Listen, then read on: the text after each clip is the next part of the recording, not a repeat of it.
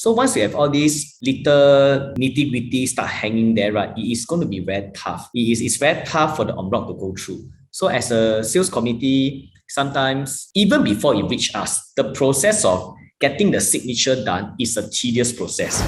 So the next question here is, again, given the 2016 and 2017 where you have participated as well for the en bloc cycle, we see that many double-nine leasehold was done during that period of time for en bloc. And comparing to freehold has lesser so-called en bloc being done in terms of success rate. So in your own opinion, would you feel that this time round would be the same or would it be different? And also, which do you think still the better preference of tenure for visibility of en bloc? Okay, I really think that in today's market, for the past 10 years, I think Singaporean, we are very used to 99 years. So I think in the earlier days, 20, 30 years ago, of course, the older generation always want freehold, always want freehold, 永久地契. But I think the world has more or less changed the perception.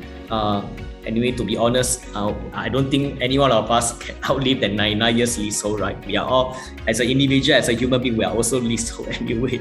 And also transportation. I think our transportation need is actually getting more advanced. So a lot of development is very near to other transportation hub. So for us, as long as the location is ideal and there's a lack of supply, even though it's 99 years, actually we'll go for it. And if you can see, even based on data and trend, actually capital appreciation really happened substantially for 99 years project. I think there's a lot of articles or there's a lot of reports out there that show people who buy 99 years leasehold project after they buy, when it reach TOP, you really have that huge capital appreciation. Just for everyone information, I think in 2017, when I was in Oxley, we were launching Affinity. Great location near to Rockside, 1450 average per square foot. So in today's market, I don't think you are able to get anything at 1450 per square foot. So I was just talking to some of my colleagues and say that if we were to delay the launch for 2 years, today we can launch it at 1718. I think it's really market forces. So today all the new land side, I think Lentor, Amokyo, next time they have to launch 2001, 2002. So even Ken Ratio at that point in time, we were launching at 17 average per square foot. So in today's market, I don't think you can get, next time in the near future, next year launch, the year after launch, I don't think you can get anything in that southern waterfront area right at 17 or 18 per square foot. So 99 years, I don't think it is a concern. I really do not think it's a concern. Yeah. Okay. So again, I think during the first so-called 3 quarters of this masterclass, I've covered a lot on the macro aspect of what makes or breaks a development based on what we could see on the government data, etc. They are all transparent. But I guess what's so important here is the micro, which many people can't see. And what are the factors that make or even break an en bloc when it comes to the negotiation, and also probably in terms of what is the emotional sentiment feels like when it comes to really putting pen to paper for a collective sale? Was it an easy process, a very tough process, or what are the roadblocks that we don't know? Okay, when you deal with en bloc, you deal with, like I mentioned earlier, a singular owner have one plot of land compared to a group of residents have 200 over people. I have personally witnessed, I shall not name any project, I personally witnessed even during one of the VVIP preview of one of our project for the X, because for all en bloc deal, it's very common that when we buy over the plot of land, before we launch it to the public, we have to open the show flat for the X residents. We always do that. I always remember one of the project, we were facilitating, then the agents were serving all these X residents. Then in the show flat, there's two residents quarrel with another resident. Well, it was very loud. Yeah, it was so heated. It's supposed to be a happy occasion, right? Then I was talking to the sales committee. I say, what happened? He said, because apparently this particular couple was against the en bloc. and make it very difficult for everyone. And now he's still in this show flat, looking at this project. So I guess there's a lot of different emotion. I do not remember if everyone remember one of the mega big old project. I think Mandarin Garden, it was in the news. There's a mega project, beautiful site, but it has not gone through en bloc for so long. I think it failed a few times. I think many years ago there was an article saying that sales committee wanted to sell, one camp don't want to sell. Then what happened? They terminate the MCST, the maintenance team. So the whole place became a dumping ground. I think this is all in the news. So there was also another incident, I think in the Thomson area. En bloc also couldn't go through, because end day, if you got a minority who is right against, because when you go through en bloc, it's really not the number of residents that based on the vote count. It's based on the share value. I believe some of you in the audience, you all stay in the private condo.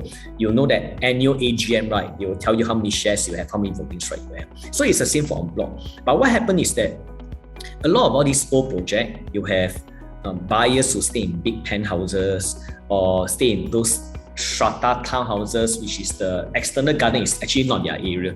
But over years, they take it as, they use it as their own area. So en bloc, there's conflicting of me being a penthouse buyer, I should have more value. My roof terrace, yes, it's roof terrace, but it should determine the same number of per square foot.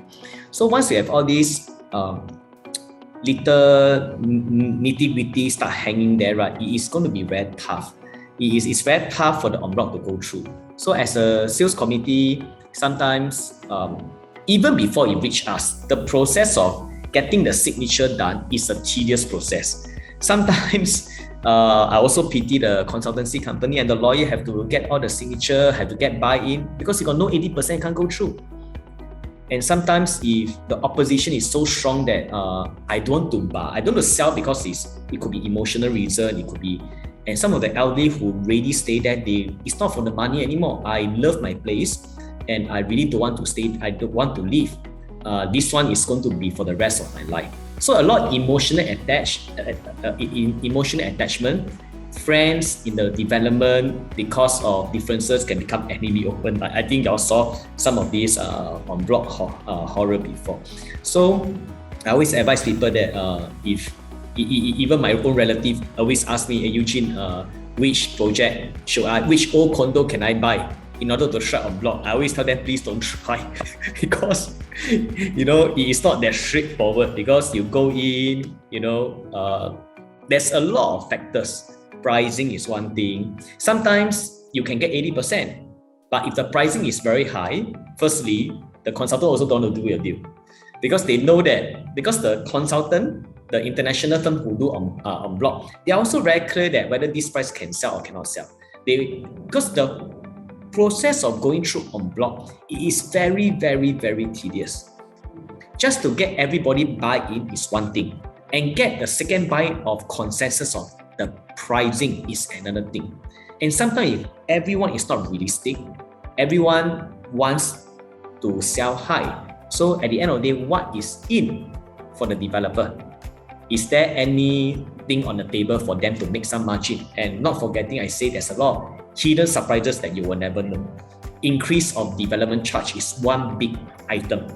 Then the hidden site condition is another item. And of course, because of COVID, increasing construction costs is another thing. So there's a lot of factors. So I always say that for en bloc to go through, you need to have a committed CSC, you need to have a united group of residents, and very realistic come to pricing. Sometimes start a bit realistic and let the market drive the prices up. Wow, yeah, that's very, very intense. I can feel your intensity, like you're going through that en bloc, that struggle, and of course the being a mitigator to mitigate between the so-called consultancy and also the en bloc committee as well. Yeah.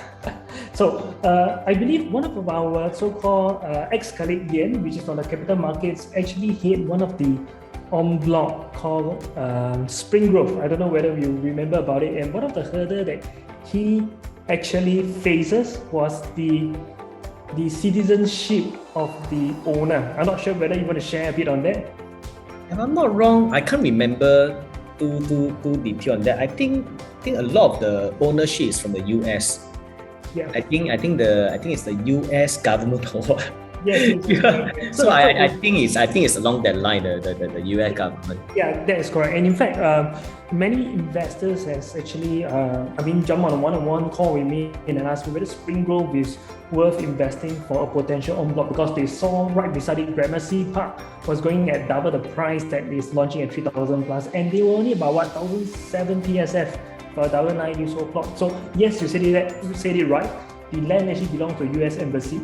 And at the same time, most of the owners, in terms of micro details, they are actually US citizens. And of course, US citizens, they also pay only Singaporean ABSD, or rather Singaporean stamp duties for real estate purchases. So what I heard from Yin previously was that, or even one of the residents there who bought also because of the reason for en bloc, they say that the en bloc won't go through. And I say, why?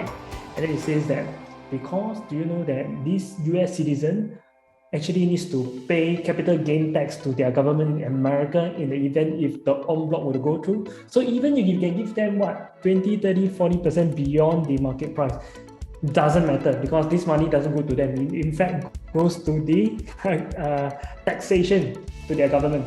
So with that in mind, I thought that was very interesting insights, that the ownership of the current residents, be it by way of age, by way of even we talk about the property, how old is this, and of course the different constraints that you mentioned just now on a macro level.